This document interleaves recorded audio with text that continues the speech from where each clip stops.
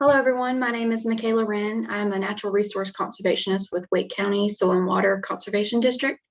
This is our fifth Lunch and Learn talk on urban and suburban stormwater issues. Thank you all so much for tuning in. Today's lecture is titled, Help, How Do I Maintain My Septic System? Our speaker today is Tom Whaley from Wake County Environmental Services, Wastewater Inspections. If you have any questions or comments during the presentation, please type them in the comment or chat box, and they will be addressed after the presentation during Q&A. With that, I will go ahead and hand it over to Tom. Thank you very much, Michaela. Again, my name is Tom Whaley. I work with Wake County Environmental Services. Our department is responsible for issuing all the new septic repair, the septic system permits and well permits throughout Wake County. I've been with the county for roughly 18 years in the water quality division. So I have ample experience in dealing with new construction. In fiscal year of 2021, our department issued over roughly 1,200 new wastewater permits for new septic systems within Wake County. Within that same time frame, and another aspect of what we do is we deal with the maintenance and operation and maintenance of, and help people with the with failing septic systems. So also in the fiscal year of 2021, we had over 600, very close to 650 requests that came in for systems that were failing for one reason or another. But in my time with the county, some of the things that I've learned about dealing with the malfunctioning septic systems and also helping customers with the operation and maintenance of their system, I've kind of put together in a little presentation today, and want to just give you some tips on how to care and maintain your septic system. So we'll go ahead and get started.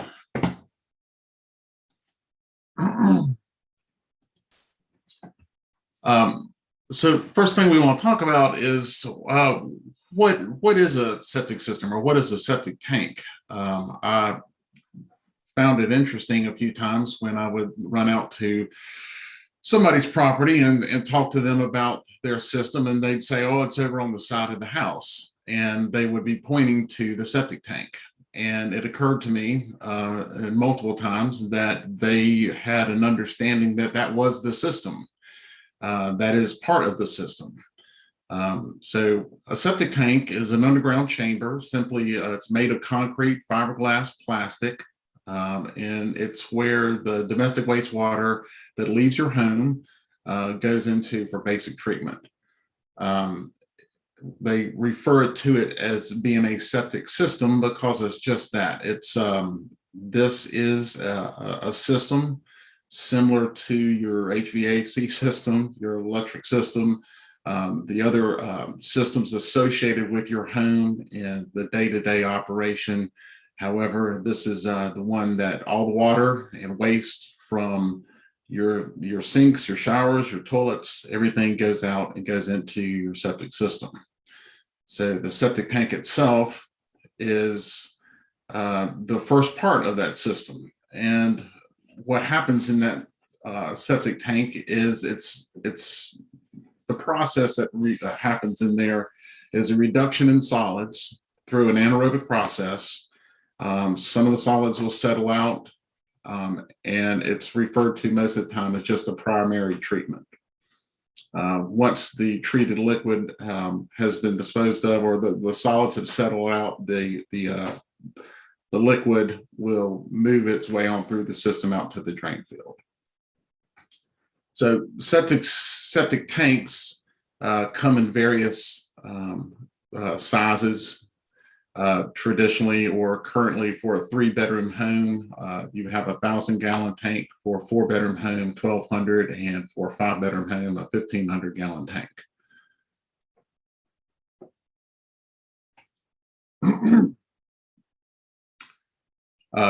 The second part of a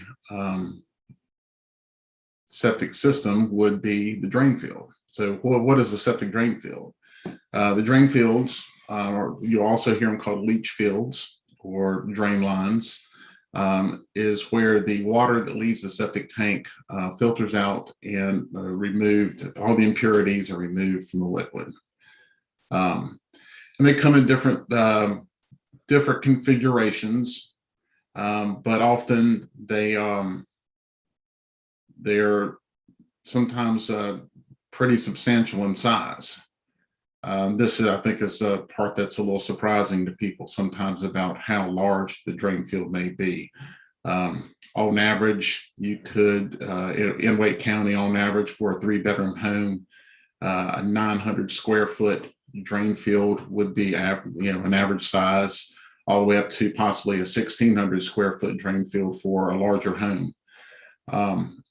And those can be configured in multiple different ways. You would have a series of individual drain lines that are 3 feet wide and sometimes hundreds of feet long. And if you can see the slide, so there's different types of product that they would put in the ground to that can be used for the drain lines. Everybody is probably familiar with maybe just some old gravel drain lines. Essentially, all they did was they dug a 3-foot wide trench at a specified depth for a specified length, and they put gravel, 6 inches of gravel in there, then put in a black corrugated pipe, depending on the age of the system, and then also covered it up with another 6 inches of gravel. And it works just as the water comes out of the septic tank at generally a pretty slow rate. It just filters out in the drain field and then gets treated within the soil. Over the years, different products have come out that allow for a reduction in the size of the drain field. If you can see a picture down here at the bottom, this is what we refer to as a easy flow or easy lay. This is probably one of the most widely used products currently. There are 10-foot sections that have packing. They look like they have packing peanuts, and they're surrounded by what basically looks like a large hairnet. But this product is put into the trench, again, just connected and connected together, and that access the drain field. It is unique in that it gives you a 25% reduction in the size of your drain field. That's becoming important as available space is decreasing in Wake County just due to its growth.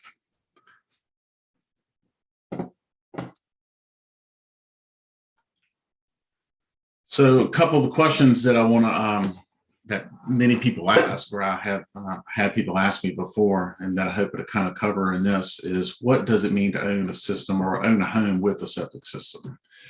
What type of on-site wastewater system do I have? How to locate the septic system and/or an existing permit? Most often the question is how much does it cost? Cost involved. And does having a septic system limit what I can do on my property? So I will be answering some of these questions as I move through the slides.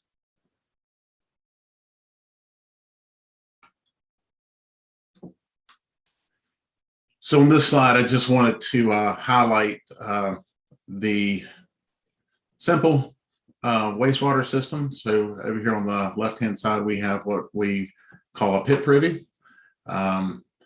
Depending on where you live and how old you are, you may have known somebody, or you may have even had one of these yourself at one time on your property. It's very similar to a porta-john nowadays, except this is more of a permanently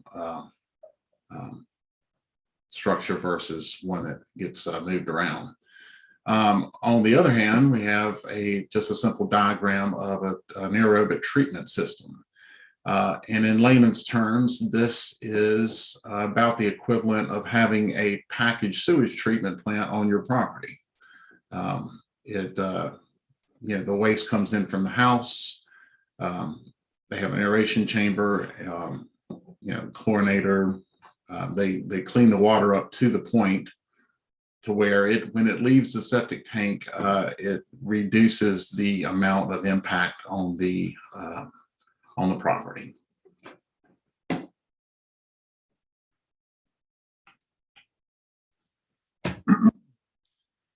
So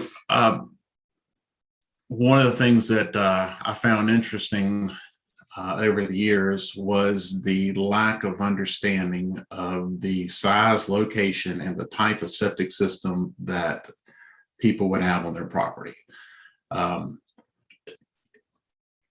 And to go back and discuss it, just sort of to touch on what it means to own a property with a septic system is that you are your own utility. You're not paying a fee to the city or municipality to monitor or to provide a service, a sewer service to your property. All of that is contained on the property, and it is your responsibility to keep it maintained and we're in working order. So the size of the septic system depends on the number of bedrooms originally proposed when the house was built, the available space, and the soil conditions. I have a little photo of just it's a diagram of a permit that was issued years ago of a house, and it has a diagram of where the drain field was proposed to go. So people often ask, like, well, why did the septic system go over here as opposed to this area over here? When our department receives an application for a septic system or for a wastewater permit, it is a requirement that the builder or contractor submit a site plan that shows the location of the home, driveway, and any other proposed structure that's intended to be built at that time. They have to designate a number of bedrooms that the house will have and any other associated associations that may or may not affect the septic system. So when our office generally goes out, we often will walk out onto an open or a vacant lot. However, most of the time there's mostly trees and woods. The house box will be staked, and we will look for the most effective area to put a drain field. And again, that's based on the number of bedrooms the house has.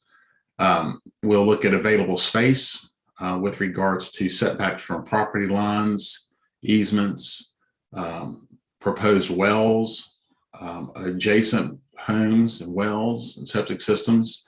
And then also we'll look at the soil conditions. All of this is done in the initial or within the first couple of visits to the property. And if we are able to determine an area that meets the rules and regulations, then we'll issue a permit. So the location is dictated by the setbacks from the structures of property lines, easements, and wells. If from a maintenance standpoint, it's good to understand what those setback requirements are and how you can impact those with the development of your property. System type refers to the complexity of the system and the requirements for managing and maintaining it. A typical gravity wastewater system is just may include only a septic tank and a drain field. A step up from that would be if you cannot feed the drain field due to gravity, then you would have a septic tank, a separate tank with a pump in it, so a pump tank, and then your drain field may be upslope or off in some other area where the only way to get the water out to it is to actually pump it. And as the different types increase in complexity, there are rules and regulations pertaining to the management and maintenance of those systems. So it's important. One of the most important things in maintaining your septic system is just to simply know what you have. Know the size, the location, the type of the septic system on your property. One of the easiest ways to do that in the beginning, if you've just acquired a house or a property with a septic system, is to obtain a copy of the septic permit for your property.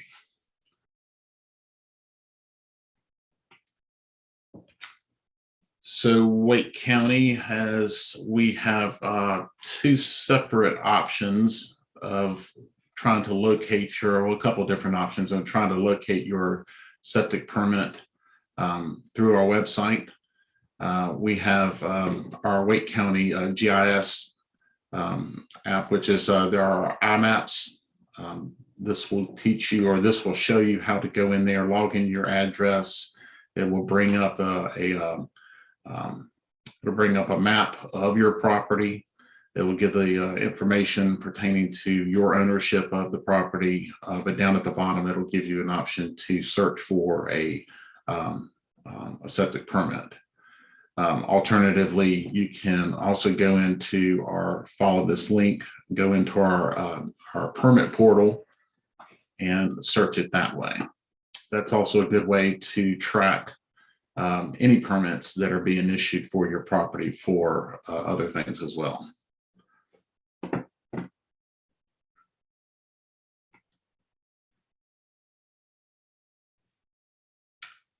And this is basically a screenshot of our permit portal.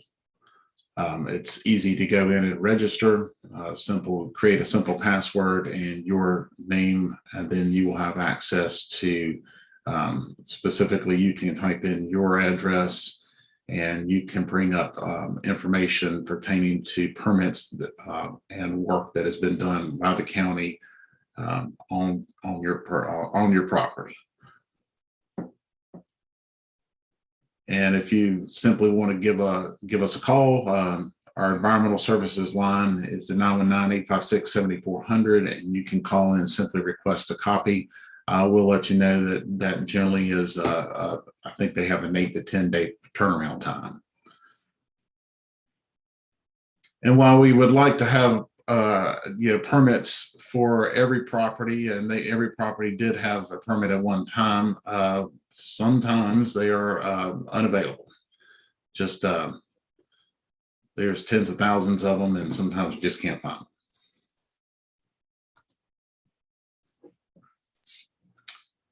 So the second point I want to make is I want to emphasize that everybody understands their responsibilities as the owner.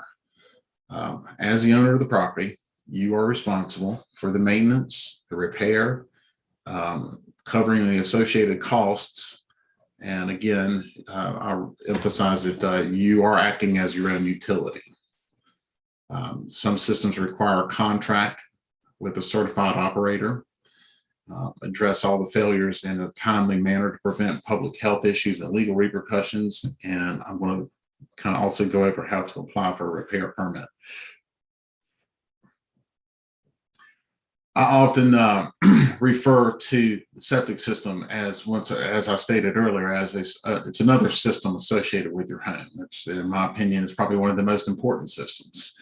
But just like you have your HVAC repair person come by maybe once a year, every 2 years or something like that, you want to keep up with the maintenance of your septic system.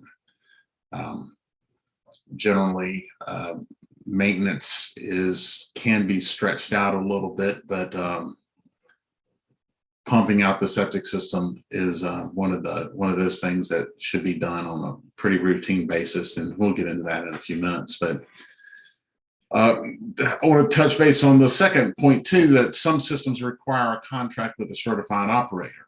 In July 1st of 1992, the state of North Carolina passed a law that states that anybody that has a type 4, 5, or 6 type wastewater system, that they have an operator. That would be somebody that's a certified person that's comes out to your property, that operates and maintains your septic system on an annual basis. That operator is responsible for creating at least 2 reports that they will provide to you as well as the county. That's a requirement as part of that rule too. These operators, or this contract, depending on the complexity of your system, on average, they may be $300 to $500 a year annually, but it's something that you would want to. It's something that you would have to budget for. It's something that you may want to know if you're going to if you're going to purchase a new home. That would be a reason that you would want to understand or have an understanding of what type of system and requirements your property has. Address all your failures in a timely manner to prevent public health issues and legal repercussions. We're here to help. We are the regulators, but we are here to help you identify what the problems are with your system failing, and also issue any permits necessary to get that remedied. And so I'll show you real quick how to apply for a repair permit.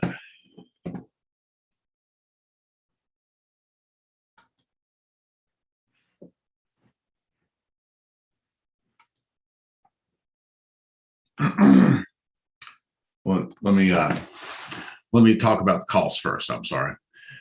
So here is a separate slide referring to the costs involved with owning a septic system. So under general maintenance, pumping out your septic tank, it's recommended to do so every 3 to 5 years, depending on the use. It generally ranges from $250 on the low side to $350 or more. That depends on the size. You may have seen the septic pump trucks driving around Wake County. At the minimum, they hold 1,000 gallons. That's also the quantity of a 1,000-gallon septic tank is a quantity of tank for a 3-bedroom home. If they have to come out and pump out a 1,500-gallon tank for a 5-bedroom home, then it probably be more on the high side. But that's an average range. Again, operator's contract, if required for your system, $300 to $400 annually, depending on the complexity and the inspection frequency. Repairs. So should your system exhibit some failure and it's deemed that you need to repair or replace certain components of the system, on average, replacing a septic tank, $3,000 to $4,500. That depends on the size, ease of access, and disposal. The more developed your property is, and what I mean by that is if you have extensive landscaping, you have lack of access due to gates and fences and pools and etc., then and it makes it harder for them to possibly get in and replace a tank, then that can affect that cost as well. Replacing the drain field. On average, you're looking at close to $14 a foot average. So, for a 400 linear foot system, $5,500 to $6,000. Replacing the entire system, and I just quoted what has been told to me for a gravity system. So that would include a septic tank and putting in a new drain field was roughly $6,500 plus, just depending.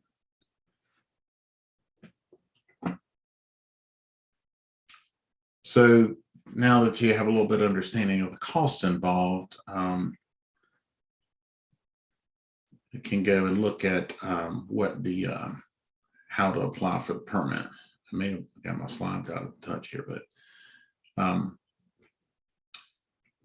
this slide refers to a place that you can go to look for financial help with the cost associated with replacing or repairing your septic system. And these are two separate programs, USDA Rural Development Program and the Southeast Rural Community Assistance Program, that both offer, should you qualify, they both offer financial assistance in, in helping repair those kind of things.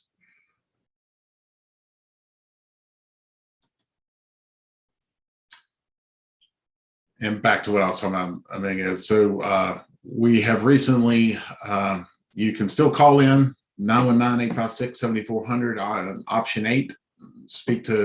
Directly speak to one of our environmental services staff. Simply give your name, address, or the address of the suspected malfunction, and we can start what we call a request that will get our office out to the property within 3 to 5 business days most times. We do make an effort to at least call the complainant back within 24 to 48 hours to let them know that we got their request and to get more information about what the potential problem is. We have recently started we have recently put online a repair request form. Let's see if I can get to it. Do not let me.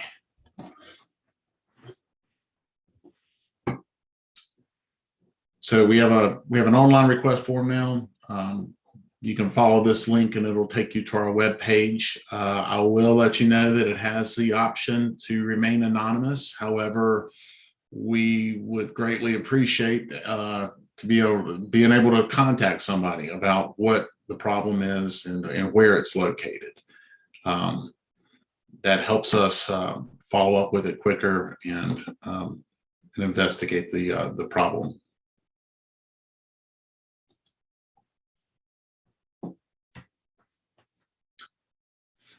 So the third point to make is to this, and this is from a maintenance standpoint, this is one of the easiest things you can do other than knowing what you have and where it is to simply routinely pump out your septic tank.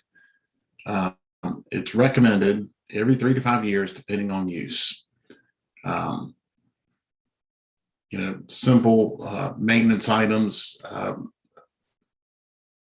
Don't flush trash or non-biodegradables down the drain. These items can, if they're not going to biodegrade, then they end up floating and possibly clogging up the septic tank and or your filter. Garbage disposal should not be used. It's actually in Wake County's rules currently that garbage disposals are not allowed on systems. The main reason you wouldn't want to is because it shreds up the solids to a point to where they won't settle out. They will float in the water column. They will move on over to the second chamber of the septic system and eventually clog things up. And if nothing else, it will cause you to potentially have to pump out your septic tank more frequently. Access risers should be above grade. The access risers are just that. They are access points to the septic tank that you will often see in people's yards. They're designed to not only prevent infiltration of stormwater into the septic tank, but most importantly, they're there to provide access to the septic tank for maintenance. Those risers provide access at above grade. However, if you were to open up one and look on the inside, there would be also a second lid. That would be a septic tank lid. On the outlet side of the tank, you would also have a filter. So when you hire somebody to come out and pump out your septic tank, it is wise to have them pump out both chambers. They should try to uncover the outlet side of the septic tank at that time, or the outlet lid, also just to investigate or clean off the filter. And again, costs involved with that are $250, $300, depending on the size and ease of access.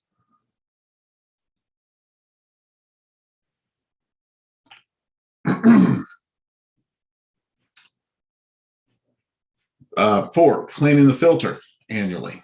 Again, the filter is located on the outlet side of the septic tank. So this is the side of the septic tank where the water is leaving the tank and moving into the distribution network and out into the drain field. These are just some examples of what common filters look like. Essentially, what they are there for is to prevent solids from moving out of the septic tank and into your drain field and causing clogging it up and causing some big problems.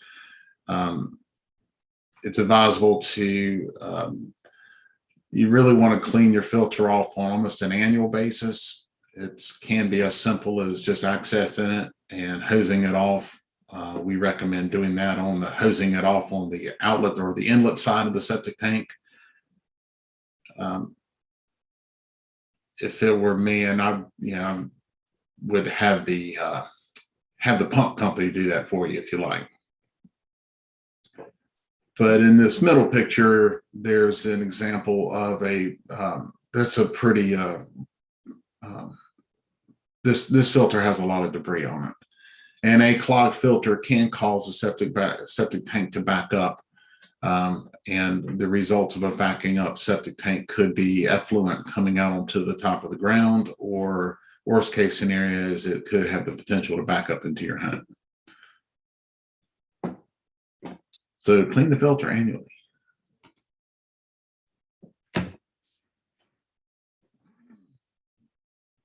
So monitoring water use.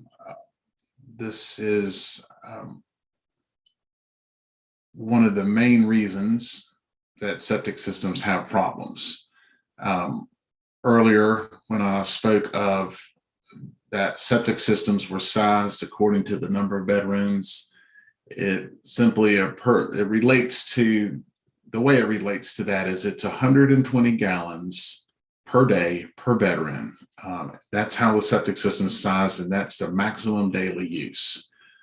So the simple math there, for a 3-bedroom home, you're looking at 360 gallons of water a day maximum that the septic system is designed to handle.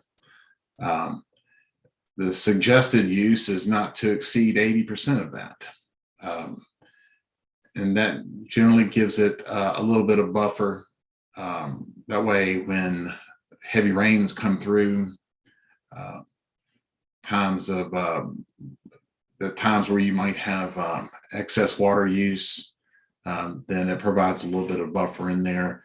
But if you're using it to its maximum limit on a daily basis, then it's eventually going to fail. Simple monitoring of the home for running toilets and leaking faucets is just something that everybody should pay attention to. If you have an understanding that you have a septic system and that small leaks like that can contribute hundreds of extra gallons a day, which can eventually cause failures, then it costs $3 to $5, I believe, for like a flapper for your toilet. That's why you would want to pay attention to that kind of thing, because it's a lot easier fixing those leaks and addressing them from the inside of the home than having to deal with a failing system. Spread your laundry out over a few days instead of doing it all at once. If you've got, if traditionally you have laundry day at the house, if you have kids like mine that are involved with sports and everything else, sports and swimming, we tend to create a lot of laundry. Spread it out throughout the week. What I simply mean by that is either do a load in the morning, a load in the evening, a load one day, just, do a load a day as opposed to 4 or 5 loads all at once. Educate your family on why monitoring water use is important. Simple things like turning off the faucet when you're brushing your teeth, limiting the number, limiting the time that for showers, for instance. If you filling up the bathtub more than it needs to be. Letting the dishwasher do its job as opposed to hand washing them. These are all different ways that you can reduce the water use in your home. The low flow fixtures has I don't know that there's many homes nowadays that don't have low flow fixtures in them. If they're newer homes anyway, but low flow fixtures can reduce the quantity of water going into the system substantially. And you can also monitor it by observing or looking at your water bill. There's Aqua is a good example of a provider within Wake County, and on their bill, they have a spot that says the average daily water use. So on a monthly basis, you can look and see if you're within that range of your maximum daily use or not.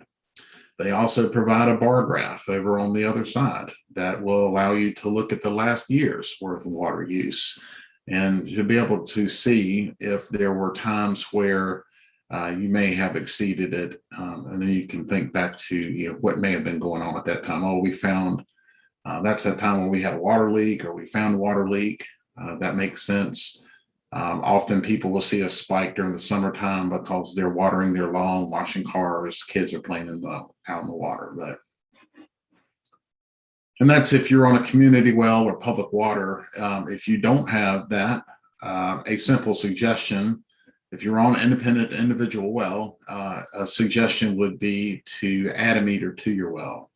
I believe they're $250 to maybe $500 at the most, but it will provide you with a way to understand how much water you and your family are using, and it's a great way to monitor and manage and help maintain your septic system.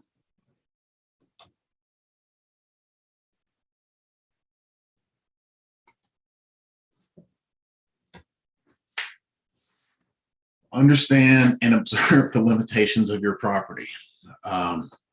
So these are all examples that I have seen here in Wake County.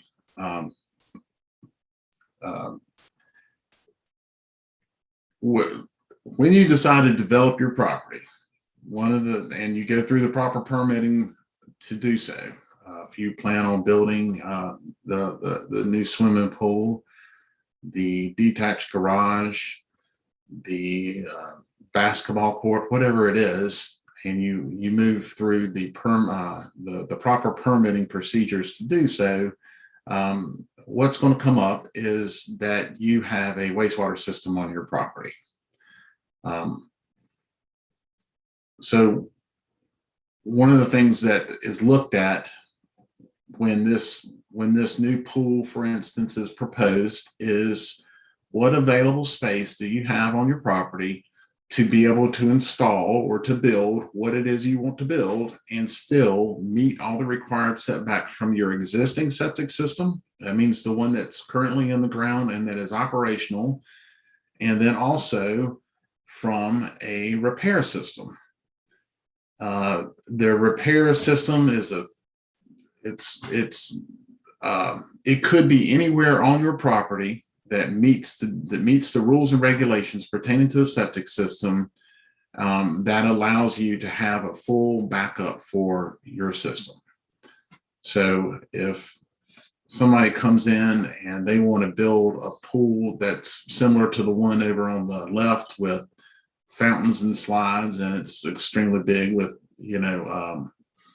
decking and hot tubs and that sort of thing, then they need to have enough available space to do that. So I simply just use the example here is you may want what looks like a backyard water park, but you may not be able to have much more than an inflatable pool. So those are things that we would look at. It's disappointing for some people sometimes, but I want to urge people that they have an understanding of what they have on their property and what limitations that means for them when it comes to the development of it. Decks are another good example.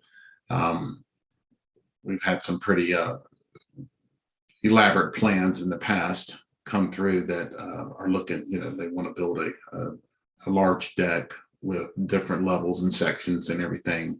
And the reality is that due to the setbacks, it may be reduced in size. And I'll say also that this doesn't mean that you can't do it. It just means that there could be additional costs incurred to move drain field, if you have to move your drain lines or you have to change your plans in order to meet the setbacks, then it could change the look of what you're trying to build, or also the costs involved with it.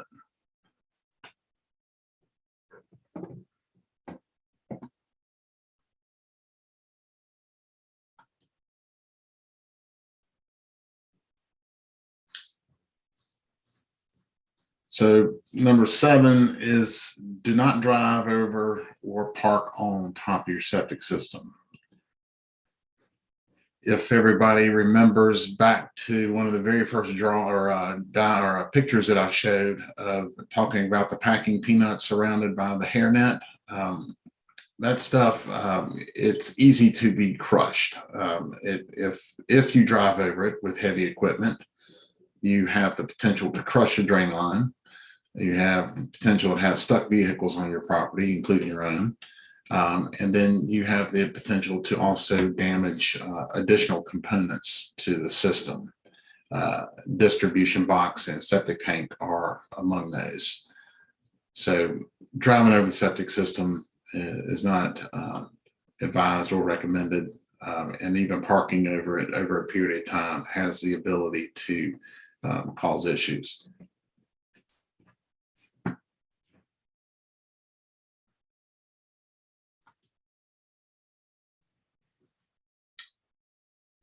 Avoid installing utilities across the drain field. Specifically, the ones that we often get called or run into issues with is when the cable company, for instance, will come out to the property and install a new cable line, and they will go straight from the front corner of the property, generally right across the drain field, to the side of the house. One easy way to try to avoid that is call 811 prior to the installation of any underground utilities, have them come out and mark the power, the gas, in an effort to understand where, so that stuff is not becomes a problem. And you can reference your existing septic system permit. And better yet is go out and simply mark off the area or flag it off, put 4 flags out there around your drain field so that any contractor understands that that's where it is and they should stay off of it. Sprinkler systems are another good example, should not be installed over or across the drain field. One of the problems with the sprinkler system is not that they would go in and damage the system itself, but simply crossing over one of the drain lines, especially if you're probably within 6 inches of it, has the potential to provide water a separate way, a different direction to go than where it's supposed to. We would call that a cross connection. And once sprinkler systems go in the ground, it's very hard to determine exactly how they may have affected a septic system and where they are in relation to one, unless the company gave a detailed drawing, which in my experience has been rare. Subsurface drains. Also should not cross and discharge onto the septic system. This includes gutter drains, foundation drains, French drains, all these types of things that people may have installed on their properties to handle stormwater can also cause problems with your septic system should they cross it, or if they discharge the water on top of them. We can help in certain situations, and often when I'm out investigating a malfunctioning septic system, these are conversations that I will have with homeowners about how their stormwater is being handled.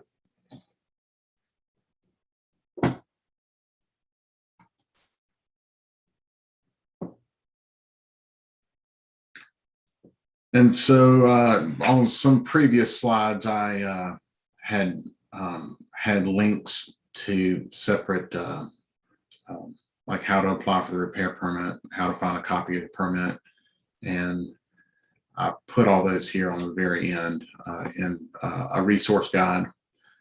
So one of the things that we refer to people often is how to find a qualified contractor. Contractors that work on septic systems are required to be certified by the state of North Carolina.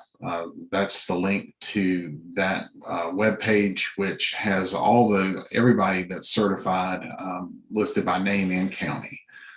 So if you have an issue with your septic system and you are looking for a qualified contractor, then that's my recommendation on places on where to start with that. You want to be careful about having anyone come over to the property and do work on your septic system without involving the county to some extent. There are limited things that a contractor can do that fall under maintenance. That pumping out the septic tank is one of them. Uncovering some certain components of the system just to verify if they're damaged or clogged is a separate maintenance issue. Contractors are not allowed to or should not be installing or doing anything to a septic system that requires a permit unless they have one from the county. So here on the resource guide, I've just simply add that stuff here so that it make it easier for everybody to look at. So we have find a qualified contractor, how to apply for a repair permit, how to find a copy of your permit, links to some financial aid, and then these last three are refer to links associated with financial aid.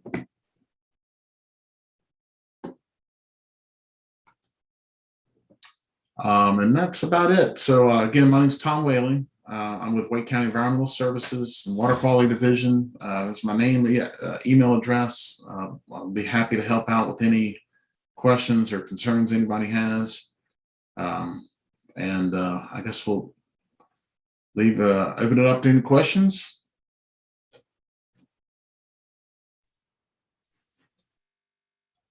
Thank you, Tom. That was a great presentation. We do have about 10 or so minutes for Q&A. Okay. There is a little bit of a lag with the streaming service from Zoom, so it may take individuals a minute or so if they do have questions to type them in the chat box. While we're waiting, I did have one question that I can go ahead and ask. We can give individuals some time. And so you mentioned earlier in your presentation of how to look up through the permit portal for your septic permit, but sometimes there are situations where they may be unavailable.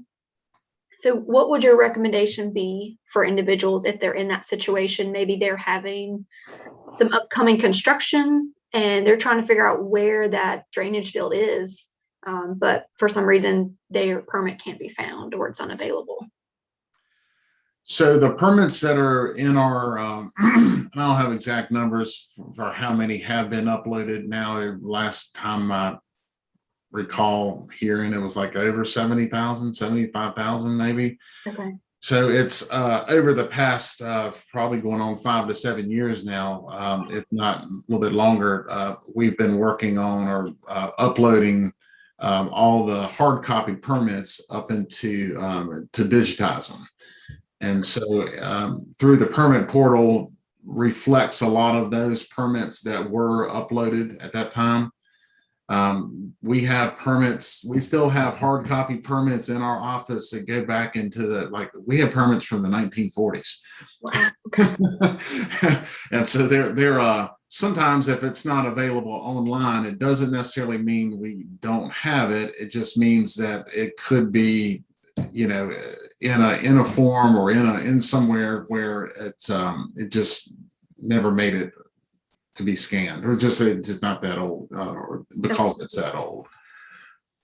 So to answer that question is, the next thing they could do is they could call the number 856-7400, inquire with our staff about to see if we can look in those other places within the office in the hard copies to see if we can put our hands on it. And if still they could not after that, then the recommendation, today's recommendation is to hire a consultant. Okay. So in the example maybe that you talked about, if somebody wanted to apply for building a structure on their property, when they come in and apply for that permit, then and we find out that they're on a septic system, I believe the current process is that they would hire a septic contractor, to come out there, flag out the existing drain field, or at least do their best to identify it. Our office would then go out after that to look at it and verify it. Okay. And then at that point in time, we could work with the homeowner on if something needed to be moved, or if what they're proposing wasn't going to meet the setback. Okay, that makes sense. Thank you. Yes.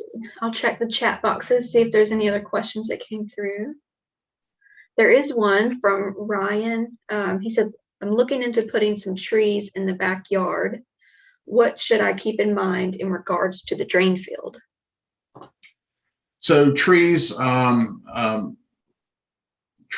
a period of time, the roots can get into the drain field. Often we see, so number one, I would recommend not planting trees over the top of the drain field, or between the drain field lines. If you're going to plant them around the drain field, I would just 10 feet or more out on the sides, as an example. Roots can eventually grow into the drain field just because there's water moving through the system.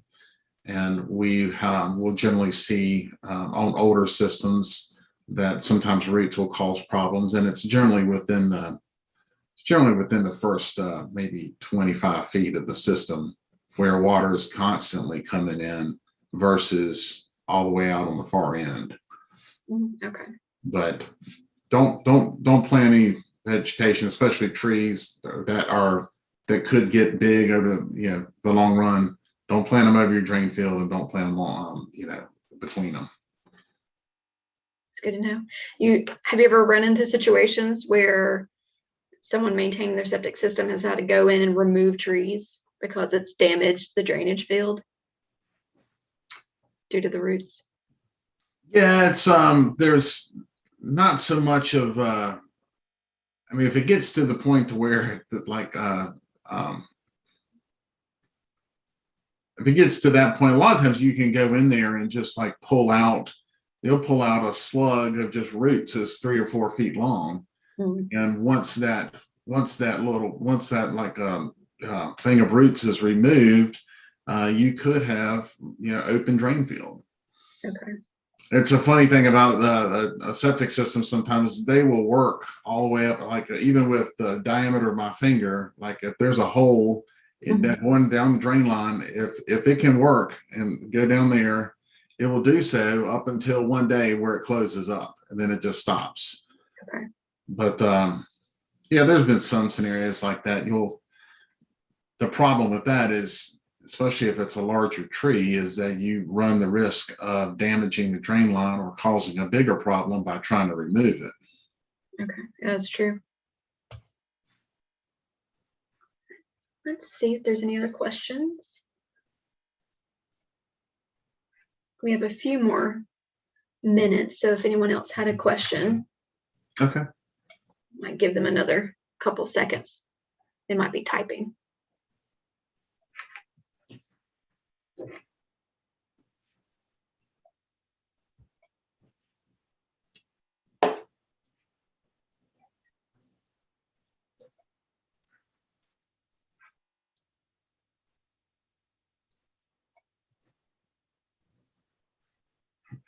Well, I'm not seeing any other questions, so we can wrap up a few minutes early. Thank you again, Tom, for your informative presentation. Also, thank you to everyone who attended.